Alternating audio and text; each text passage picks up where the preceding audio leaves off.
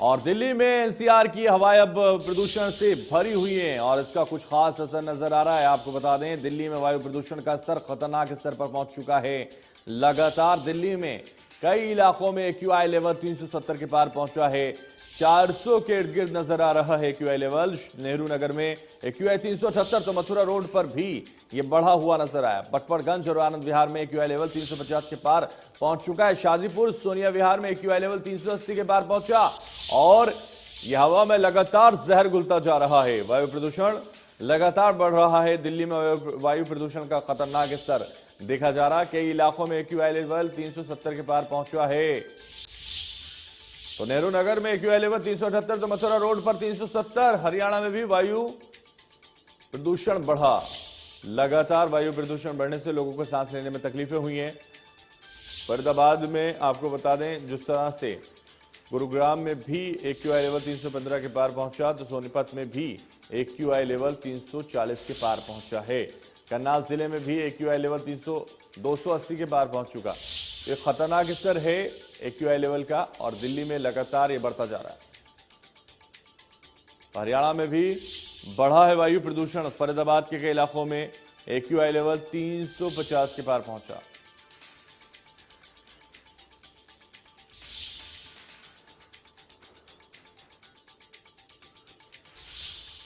तो करनाल जिले में भी एक्यूआई लेवल 280 के पार पहुंच चुका है। लगातार खतरनाक स्तर पर वायु प्रदूषण। लेकिन अब स्थिति बद से बदतर पहुंच चुकी है। हरियाणा में भी वायु प्रदूषण बढ़ा है। तो वो वायु में जो जहर घुलने का काम है लगातार बढ़ रहा है। ग्रेप की 4 सख्त गाइडलाइन लागू की हैं। हरियाणा में भी बढ़ा है वायु प्रदूषण।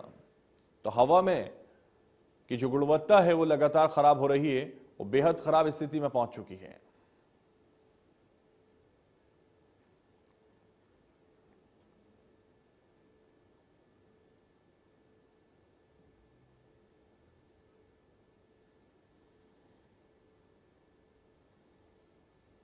और झज्जर से हमारे संवाददाता इस वक्त जगदीप हमारे साथ, और हमारे साथ सोनीपत से राम सिंह मार हमारे साथ इस वक्त जुड़ रहे हैं। दोनों संवाददाता इस वक्त हमारे साथ मौजूद हैं।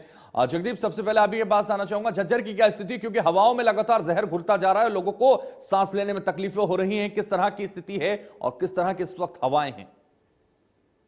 देखिए, बताना चाहूंगा कि झज्जर में 2 दिन पहले का जो एक्यूआई था वो बड़ा खतरनाक था। लेकिन आज सुबह की बात करें तो आज सुबह करीब 8 बजे 215 आंका गया है, जो कि एक सुखद बात है कि लोगों को जो परेशानी हो रही थी उससे राहत मिली है। लगातार प्रदूषण स्तर पिछले 3 दिनों से घटता रहा है। जब से हवाएं चली हैं, हवा चलने के बाद में ये प्रदूषण लगातार घटता रहा है। अगर 3 दिन पहले की बात करें तो ये 400 के आसपास था। दिल्ली से ज्यादा प्रदूषण आज से 4 रोज पूर्व झज्जर में आंका गया था। लेकिन अब ये लगातार स्तर गिरता आ रहा है और लोगों को राहत मिल रही है। इसमें आपको बताना चाहूंगा कि जैसे बुजुर्ग हैं, बच्चे हैं, गर्भवती महिलाएं हैं, अस्थमा के रोगी या अन्य क्रोनिकल बीमारी के जो भी रोगी हैं, उनके लिए ये बड़ा खतरनाक था। लेकिन धीरे धीरे ये स्तर नीचे आता जा रहा है और लोगों को राहत की सांस मिल रही है। आप मेरे पीछे भी देख रहे होंगे कि आज का जो दिन है उसमें सूर्य की रोशनी अच्छी है। जो सुबह सुबह एक सफेद चादर जो ढकी होती थी, आज वो चादर भी नहीं है, जिसमें धुंध होती थी या फॉग जिसको हम कह सकते हैं, वो आज नहीं है। मौसम साफ है, लेकिन आने वाला समय ही बताएगा ये मौसम साफ कब तक रहेगा, क्योंकि अभी मौसम विभाग की भी चेतावनी मिली है कि पश्चिमी विक्षोभ के कारण ये मौसम आने वाले 2 दिनों में फिर से तब्दील हो सकता है। तो उस स्थिति में प्रदूषण की क्या स्थिति रहेगी, यह भी देखने वाली बात होगी। लेकिन फिलहाल की बात करें तो बॉर्डरों पर BS6 वाहनों को छोड़कर किसी भी डीजल वाहन का प्रवेश नहीं था। फैक्ट्रियों को बंद कर दिया गया था। डीजल चलित जो भी जनसेट है उनको बंद कर दिया गया था, या धुआं उगलने वाली जो भी फैक्ट्रीज, जो इंडस्ट्रीज हैं, उन सबको बंद कर दिया गया था। लेकिन जैसे ये स्तर अब नीचे आएगा तो वो शायद उन सभी चीजों को दोबारा से छूट मिलेगी और राहत मिलेगी। दोबारा उन फैक्ट्रीज को चालू कर दिया जाएगा और दिल्ली में शायद ट्रकों का प्रवेश आज से शुरू हो भी चुका होगा। जी बिल्कुल। तो जो स्थिति है वो वाकई अभी ये चेता रही है कि अभी सुधार हो सकता है और खराबी और हवा में जहर घुल सकता है, जिससे लोगों को बचने के लिए कहीं ना कहीं मास्क लगाना चाहिए और बाहर बेवजह नहीं निकलना चाहिए और इन हवाओं से बचना चाहिए।